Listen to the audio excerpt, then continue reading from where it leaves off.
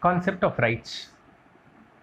The state is a tool to regulate the affairs of the society such that peace and prosperity can be retained for its citizens or clients. I repeat, the state is a tool to regulate the affairs of the society such that peace and prosperity can be attained for its citizens or clients. The state is vested with authority by the individuals to safeguard them. However, this authority over the citizens is not absolute. In return for this authority, the state gives its citizens certain rights. Hence, the state can be looked at as a means to serve the individual's interests. Please note that certain advantages stem naturally from the existence of the state to the citizen. These are not considered as rights.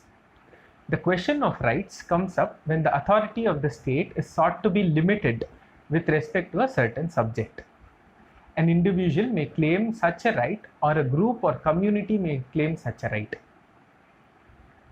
Rights are a claim made by the citizen against the authority of the state. Rights are meant to safeguard the citizen from any arbitrary or overarching misuse of the authority vested in the state. It is interesting to know that Hobbes, Hegel, and Rousseau all focused on developing a theory of state, but did not necessarily focus on developing a theory of rights.